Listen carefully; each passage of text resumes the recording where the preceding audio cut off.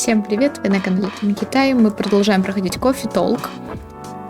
Сразу сходу разговариваем. Рэйчел, получается, для вас еще не все потеряно, бабуля. Тогда вернемся к первому вопросу. Какого черта ты здесь делаешь? Да, мы узнали, что она участница из группы, которая там чуть-чуть распалась или что. Или не распалась, неважно. Или дебютировала, не помню. Так. Пью молоко. Я не шучу. Так все и без того понятно, нет? Я и вправду пришла просто, чтобы попить молока.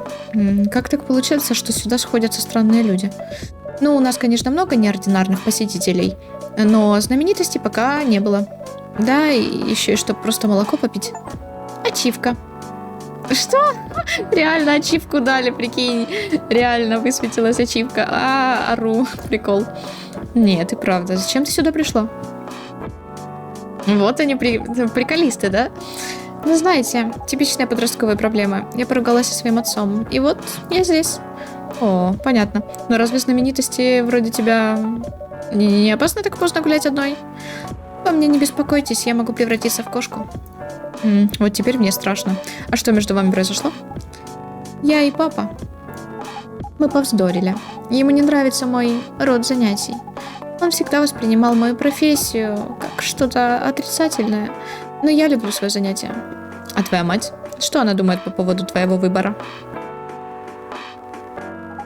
Ее не стало несколько лет назад. Мне очень жаль. Все в порядке. Твой отец что-нибудь знает про индустрию развлечений? Когда-то давно он в ней работал. Так что да, он кое в чем разбирается. Опа, еще кто-то. Кто-то? О, коп, привет. Добрый вечер, Валори. Добрый вечер, девушки, которых я впервые вижу. Мы виделись вчера. Я просто шучу, Фрея. Ладно, Валори. Да? Мне нужно что-нибудь от больного горла. Не заваришься брату зеленого чайку с лимоном и медом. Зеленый чай с лимоном и медом. Зеленый чай с лимоном и медом. А это что? Это черный чай, походу, да? Окей.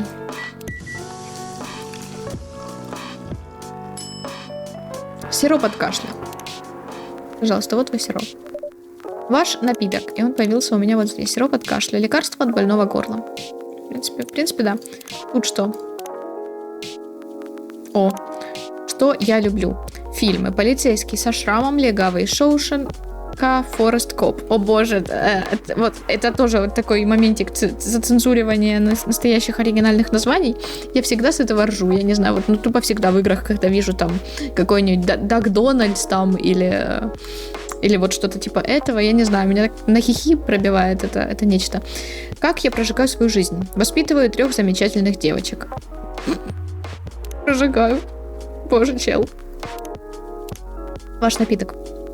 Так. Что у нас тут? Это мой особый сироп от кашля. Как он называется? Сироп от кашля. Ну, конечно. Ну-ка, так ли он хорош на вкус, как на запах? Черт, шикарно. Как прошел день? Что-нибудь необычное во время смены? Да, было что-нибудь интересное. Если честно, сегодня я видел кое-что ужасное. Ну, рассказывай. Уверена, что хочешь услышать. Да. Я ужаснулся, увидев свою зарплату. Серьезно? Ага, у меня сегодня получка. Проверил банкомат во время дежурства. Какое жуткое зрелище. Хотя, если отбросить в сторону, это и митинг профсоюза, то все в порядке. С чего ты взял, что все в порядке? У нас тут притаилась одинокая молодая знаменитость. Это как раз веский довод в пользу того, что в округе безопасно, нет? Эй. Спасибо за гостеприимство. Я пойду. Спасибо, что заглянули. Надеюсь, вы остались довольны? Ага. Ушла.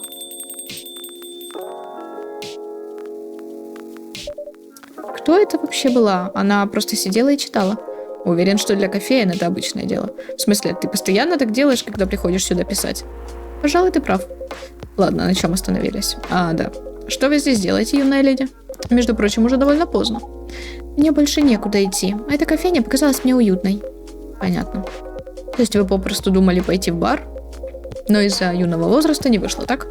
А откуда вы узнали? Научился читать мысли, старикан? Моей дочери примерно столько же. Учишься слышать то, что стоит за словами подростков. Особенно, когда проводишь с ними каждый день. Не знаю, из-за чего вы здесь, но все будет хорошо. Пока вы здесь, можете забыть о своих проблемах. Чувак, ты коп. Заботиться о чужих дочерях – это не его работа. Он коп. Это как раз его работа. Расслабься, Фрея. Не нервничай так. Ага. Мне уже намного спокойней. Фрея, ты сама понимаешь, здесь очень безопасно. Правда, офицер Джорджи? Конечно, в округе нет места безопаснее. За что? За такое мне полагается скидка, да? Типа шепотом или что? Что? Не смотри на меня так. Ты коп, старикан. Веди себя как коп. Я занимаюсь вопросами преступности и общественной безопасности. Откуда мне знать, как быть с чьей-то дочерью? Как откуда? Ты же сам отец. Да. Вы в курсе, что вас слышно? Да? Видишь, Фрея, у нее хороший слух. Это поможет ей защитить себя. В любом случае, Рэйчел, как вас сюда занесло? Как я уже говорила, мы с папой поругались. Ты ржешь? Чего ты смеешься? Мы с моей дочерью каждый день ругаемся. Ты чего такое говоришь? Потому что так и есть. Я ругался со своими детьми множество раз. Это в порядке вещей. На самом деле, каждый раз, когда мы заканчиваем о чем-либо спорить, наша семья становится крепче. Потому что все устаканивается. Я узнаю кое-что о них, а они узнают кое-что обо мне. Если не откладывать решение разногласий, ссора может пойти на пользу. Но мы ссоримся так часто. Сегодняшний день лишь один из кучи других.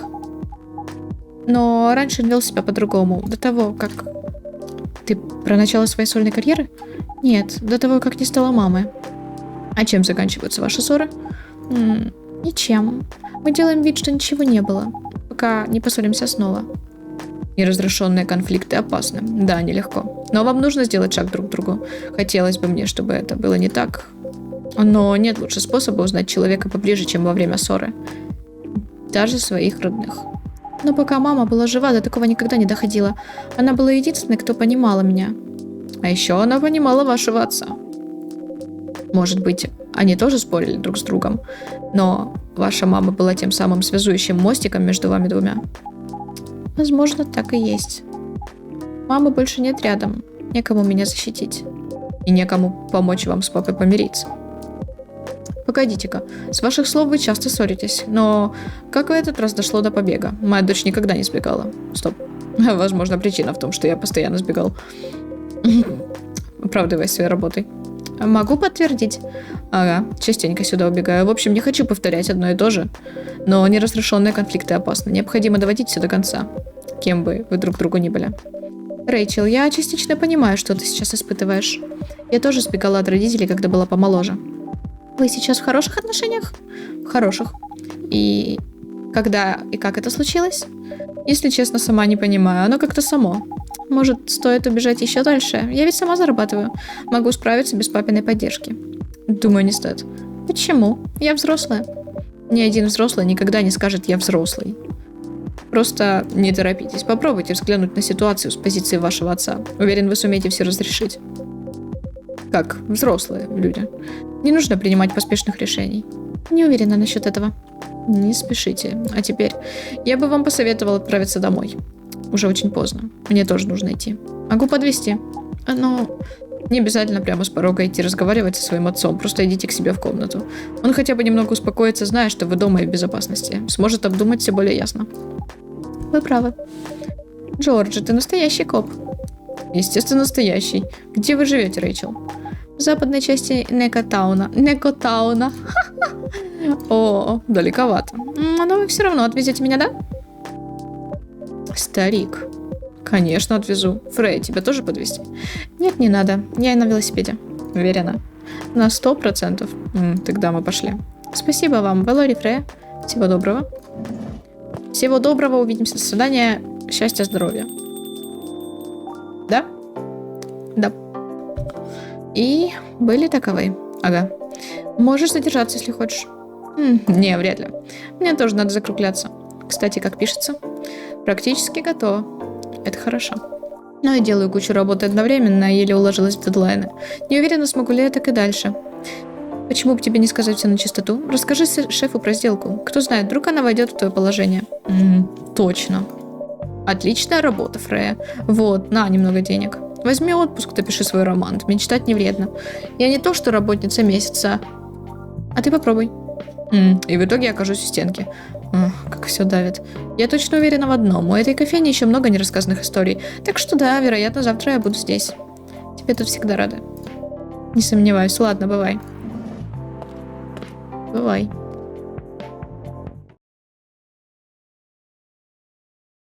Гемайтя. Гемайтя. Разновидность японского зеленого чая с добавлением коричневого риса и имбиря. Риса? Да господи. Ой. Блин. Господи, я хочу суши. Когда вспомнила что-то связанное с Азией. Боже, суши. Ну, кстати, мне повезло, потому что я буквально сегодня иду есть суши. Кстати, ты любишь суши? Напиши в комментарии. Пятница, 25 сентября 2020 года. Ага. Правительство проводит переговоры с рабочим профсоюзом орков по поводу их жалоб. Тексты песен рэп-коллектива «Стрит-оркестр» проверены на предмет продвижения экотерроризма. Активист-оборотень арестован за незаконное хранение гневоутоляющего. Ого. Ого. О, привет. Добрый вечер, Хайд. Вечер добрый. Вы сегодня один? Гала тоже придет. После работы. Здесь довольно пусто. Вы у нас сегодня первый. Что-то не так? Ничего. Просто странно, что вы говорите «у нас». Хотя, очевидно, кроме вас здесь никто не работает. В принципе, да, но когда я на работе, то под нами имею в виду и себя, и кофейню. Ясно. Ладно, нужно заказать чего-нибудь. Что будете заказывать? У вас есть кровь? Извините, но здесь не... Да ладно, вы подумали, что я серьезно? О. Мне бы зеленого чая с имбирем, только чтобы очень теплого и горького. Зеленый чай с имбирем горький. Как мне добиться для тебя горького чая? Как? Горький чай. Типа. Это ху. Горький. Окей. Зеленый чай. Зеленый чай. Имбирь. Вот как-то так, наверное.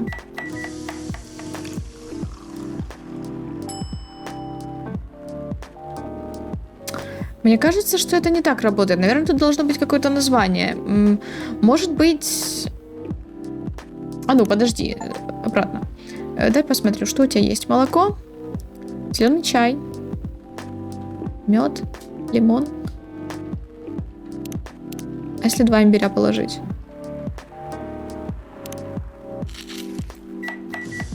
Попробовать так? Зеленый чай, имбирь. Хрен знает. Ну, пусть будет ваш напиток. Ну-ка. Вкусно. Хорошо, что вы довольны. Кстати, если позволите, спрашивайте. Вы говорили, что вы здесь по работе? Да, на пару недель. Вы, в отличие от Галы, не из медицины, так? Ни за что. Не могу представить, как занимаюсь чем-то настолько... Как же это правильно сказать? Настолько благородным.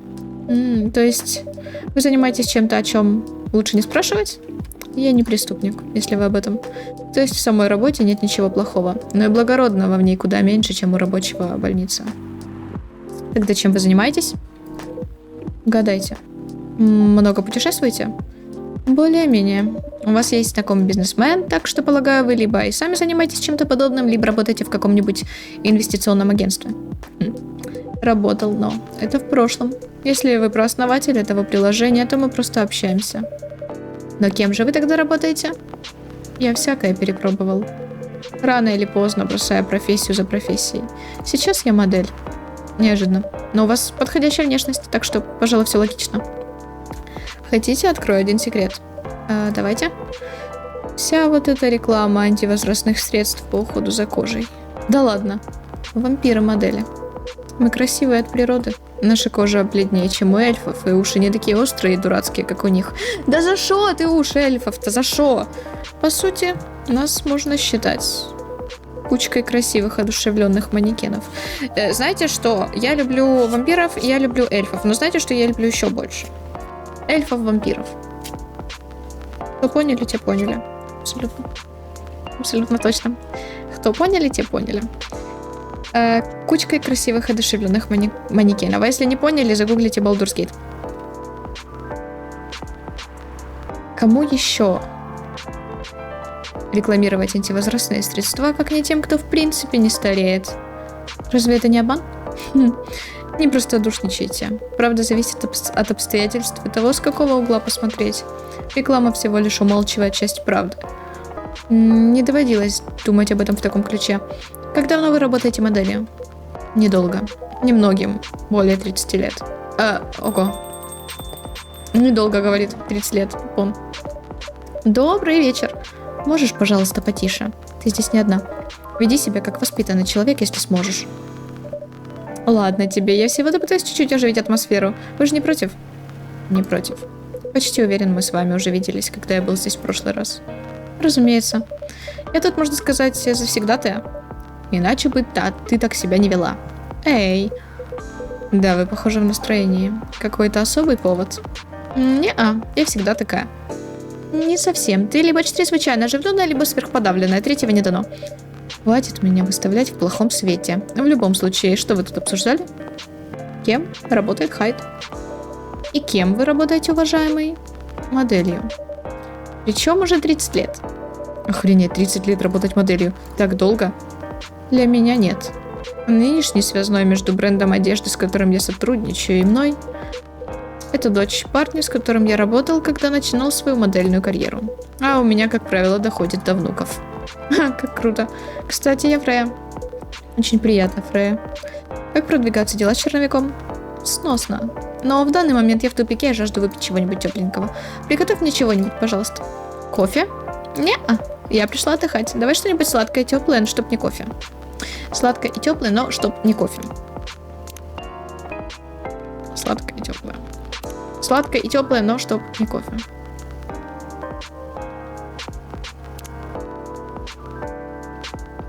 Сбрось. Давай тогда сладкое и теплое. Сладкое — это шоколад. С молоком. А почему шоколад горький? И с медом. Пробуем так. Шоколад, молоко, мед. Шоколад, молоко, мед не то, что нужно, да? Давай еще раз. Ну, чтоб не кофе.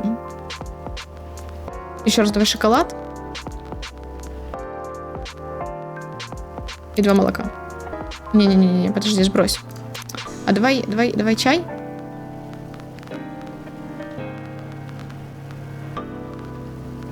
Давай молоко.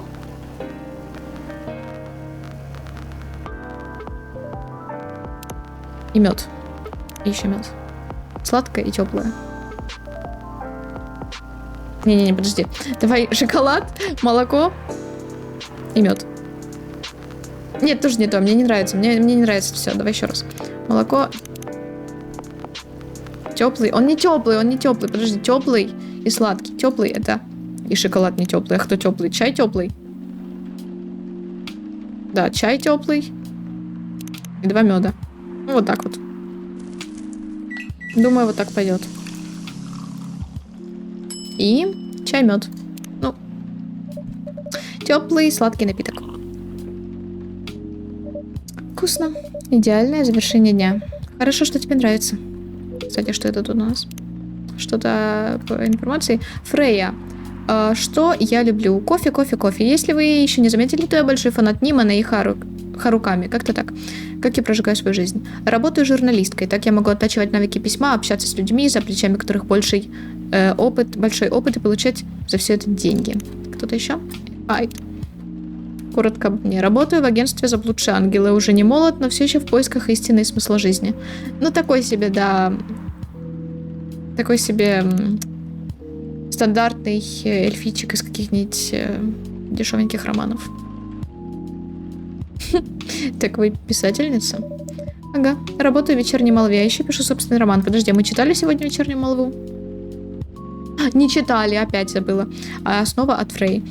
Как насчет того, чтобы рассказать друг другу о своих самых безумных поступках, предложил ей парень, с которым она познакомилась через приложение. Не думаешь, что еще рано о таком спрашивать? Пробормотала про себя Акари на первом-то часу первого свидания. Ты точно хочешь слышать мой ответ? Спросила она. Абсолютно. Думаю, так мы немного растопим лед, а еще кое-что проверим. Что проверим? Совместимы ли мы и... Не подумай, что я параноик какой-нибудь или просто идиот, но если ты скажешь что-нибудь типа «я тут недавно порубила одного парня в труху» или «я к чертям собачьим задушила своего бывшего», то я тут же пойму, что нужно немедленно уматывать отсюда. Неважно, что там было написано не так, это не имеет значения. Ну, зато честно подумала она с возрастающим интересом. Может, хотя бы он... На раз я заикнулся, наверное, мне и начинать, предложил он. Я начну. Это скорее хобби, пускай странное, а не просто бредовая выходка, которую я буду вспоминать до конца своей жизни. Окей, я заинтригован. Я целую кошек. Ну, это не так уж и безумно. Я не про всякие чмоканья, как обычно бывает у хозяев и их питомцев, а про настоящий поцелуй с языком. Что? Что? У меня такая же реакция. Что? What? Воскликнул он, не скрывая удивления. Ты что, никогда не пробовал? Ну, если не хочешь целоваться с котом, можешь с кошкой. Погоди-ка, ты что, целуешь кошек в засос? Не совсем так, котов тоже целую. Он не проронил ни слова. Ничего удивительного, учитывая, что такие тайны на первом свидании обычно выдают немногим, а кому-то и не выдают и после. На самом деле это приятнее, чем может показаться. Давай расскажу про свой первый раз. What the... Мне точно это стоит читать, типа? Ладно. Мне было 14. В моем возрасте у многих подростков появляются различные интересы, в том числе сексуальные. Но у меня не было парня, так что учиться целоваться было попросту не с кем, хотя одна подходящая кандидатура у меня все же имелась. Ее звали Орен, прекрасная рыжая кошка с сияющими глазами такого же цвета. Простите, мне реально страшно это читать. Ну, типа, без шуток. Без шуток мне как-то не очень. Мне неприятно, что происходит. Может быть, она имеет в виду кошек, которые превращаются в людей, хотя это тоже немножко, ну так себе странно звучит. Парень никак не отреагировал, а Акари решила продолжать. Ее прелестные милые глаза заворожили меня, и я смотрела в них и не могла оторваться. И именно тогда меня посетила чудесная мысль. Я взяла мамину ярко-красную помаду, накрасила ею свои губы. Выглядело, конечно, ужасно, но как же в этот момент я гордилась своим макияжем. Затем я, как ни в чем не бывало, взяла эту прелесть на руки и прижала ее кошачью мордочку к своим губам. Ну хорошо, нет, и в смысле целовать, чмокать кошечек, это в принципе нормально, потому что, ну, кошечки, они милашки такие, и ты так прям обожаю кошечек. Но то, что она говорит, очень странно. Она, конечно, дико перепугалась и тут же вырвалась из моих объятий, но даже того мгновения хватило, чтобы во мне что-то щелкнуло. Трудно описать, но это все равно, как если бы ребенка впервые прокатили на карусели. Хотя нет, скорее на американских горках. Собственно, после этого случая я начала оттачивать свои навыки. Теперь мне даже бродячие кошки позволяют себя целовать. Так, что? Как именно? Что происходит? Акари закончила предаваться теплым воспоминаниям. К своему удивлению обнаружила, что молодой человек все еще сидел в кафе рядом с ней, в отличие от ее прошлых ухажеров, которые сбегали, стоило им прослушать ее рассказ. Ты что, совсем спятила? Пытаясь оправиться от услышанного, спросил он. Так ведь ты же попросила меня рассказать тебе о моем самом безумном поступке. Неужели после всего этого ты не проникся желанием попробовать так же? Ради всего святого, ни за что. Я собачник. Концовка, конечно, ультанула, но сам рассказ очень странный и сомнительный. Ладно. Я пишу собственный роман. Звучит неплохо. Что за роман? Трудно объяснить. Дождитесь, пока она его закончит. Никаких спойлеров. Ну, если она его вообще закончит. Тоже верно. Какой жанр? Повседневность. Значит, не фэнтези, не научная фантастика. Пока не решила, думаю, обойдется без этого. Будет сложно не затеряться среди кучи подобных работ. Это так. Наверняка добавлю туда что-нибудь необычное. Может быть, все будет происходить в мире, где не будет никого, кроме людей. Слегка по-российски. Да. В этом и припятие. Речь не о расовом превосходстве. Полагаю, даже мир, где будет существовать только одна раса, не обойдется без проблем. Поздравляем людей. Поздравляем всех нас. Да, все очень печально. К сожалению. В нем все равно будут дискриминация и расизм. Откуда возьмется расизм, если там не будет других рас? Господи, насколько же это сейчас хорошо было, слушай. Это хорошо. Хорошо, в смысле, раскрыли тему, прям хорошо раскрыли, я считаю. Типа, действительно, откуда будет расизм, если не будет других рас? А ты прикинь, если бы в нашем мире еще другие расы были, это был Это, да. Разные языки, национальности, мировоззрение или даже цвета кожи. Например, когда все вокруг одинаковое, начинают выделяться самые незначительные вещи. Возможно, разнообразие — это как раз то, благодаря чему мы не обращаем внимания на эти вещи. Если коротко, мы всегда найдем, за что ненавидеть других. Я вас в этом уверяю. Да. На самом деле не особо жизнеутверждающе. Это вымысел. Для того существует художественная литература, чтобы расписывать всякие «а что если?». А что если? На самом деле довольно занятно. Когда ваша книга выйдет, я ее куплю. Прилечу сюда за автографом. О, спасибо. Это наш Вервольф?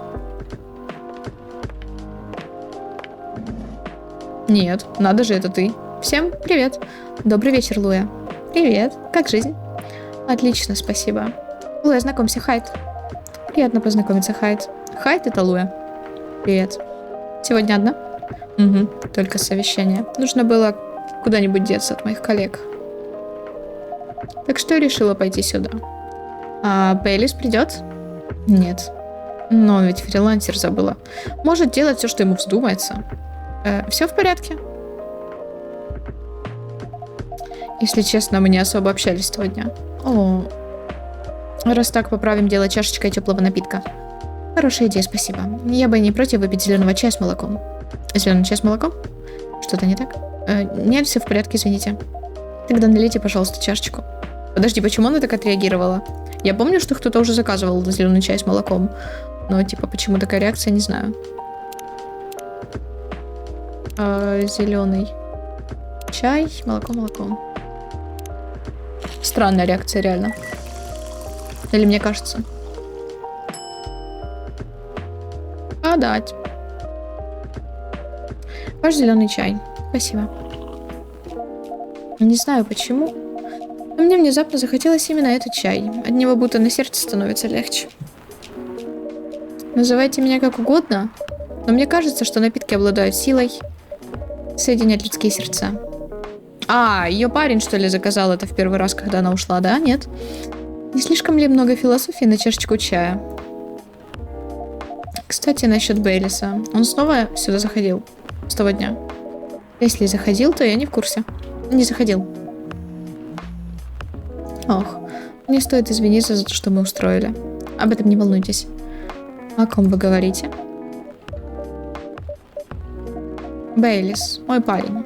Возможно, уже бывший. Пару дней назад мы слегка повздорили по поводу. Разве нормально, что он вот так спрашивает? Это ты мне скажи. Ты здесь бариста, не я? Стертая тема. Я суккуб, а он эльф. Значит, стандартный расовый вопрос. Старикан, прояви немного такта. Чего? Я просто развиваю вашу беседу. Все нормально. Бейлис, я по-разному смотрим на важность семьи. Семья — это близкие люди, которые, как правило, должны помогать. Но когда доходит до отношений с эльфом, они опасаются, что ко мне будут относиться как к деревенщине. А вот Бейлис. Он... вот Бейлис... Не тот тон подобрала, извиняюсь. Он из почтенной эльфийской семьи. Временами они бывают себе на уме, понимаю. Но по какой-то причине он не ценил то, что имел. Меня не удивляет, что его родные не одобряют наши отношения. Ты не похожа на большинство моих знакомых суккубов. Как ваш парень собирается решать эту проблему? Он сказал, что нам следует оставить все как было. Как было на протяжении всех 10 лет отношений. То есть вы встречаетесь друг с другом уже 10 лет. И он утверждает, что вам не нужно ничего менять. В смысле, вы 10 лет встречаетесь без чьего-либо одобрения, так? Ну, так. Но мне хочется, чтобы наши отношения развивались. Я хочу завести семью.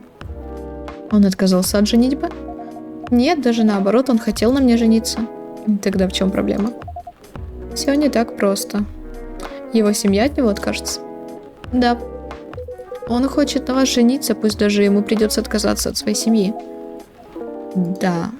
А значит, проблема решена? С чего вам так беспокоиться о том, что по этому поводу думает его родня? Или ваша? Просто возьмите, женитесь, заведите собственную семью. Все не так просто. Я не хочу нести ответственность. Если когда-нибудь в будущем он вдруг пожалеет о своем решении. Отказаться от родных — это не решение проблемы. Что если женитьба на мне ошибка? Что если он пожалеет о том, что ушел от родных? Я не могу взять на себя такую ответственность. Я не могу ему позволить принести такую жертву. Луя, вы вообще думали о возможных рисках, когда начали с ним встречаться? Да. Нет. Может, чуть-чуть. Мы не знали, что все зайдет так далеко. Из того, что я понял, проблема в вас. Ваша жадность не знает границ. И одобрение родных. Если вам хочется примирения раз, можете с таким же успехом попросить мира во всем мире. Старикан, замолчи. Луя, если позволишь, ты хочешь выйти замуж за Белиса? Конечно. Я люблю его. Все же я не могу ему позволить бросить свою семью. Это эгоистично. Ведь я не могу сделать то же самое для него. Я очень люблю свою семью, как бы тяжело с ними ни было. Что ж, дело непростое. Получается, вы вынуждаете своего парня жить так же, как живете вы. Принцип «свой своему поневоле друг» здесь не работает. Не все семьи достойны того, чтобы за них боролись. Некоторые достойны, но не его. Вы хоть раз виделись с его родней? Нет. Они каждый раз отказывались. А он пробовал тебя с ними познакомить? Пробовал. Нельзя иметь все и сразу. Мы не в сказке. Внезапно не появится какая-нибудь фея и не исполнит все желания. Жизнь так не работает. Приходится рисковать и чем-то жертвовать. И вам выбирать, какой вариант лучший. Простая истина. Выгребать. Я... Прошу прощения, мне нужно идти. Мне не хочется быть той, кто вечно убегает, но спасибо за совет. Берегите себя. Хорошо. Гребать. Не, я считаю, что вампир тут плюс-минус затащил. Он, конечно, влез так не супер тактично, да, в ситуацию, которая его не особо касается, но, тем не менее, его слова не лишены смысла и правдивости. Так что я с ним согласна. Я думаю, давайте на этом закончим на сегодня. Я сохранилась только что, да? Да. Спасибо вам, Тинчата, за просмотр. Не забудьте подписаться на канал, на Инстаграм, на Твич. Так что ставьте лайки, оставляйте комментарии и кликайте на колокольчик. Всем отличного настроения и до встречи в следующих видео.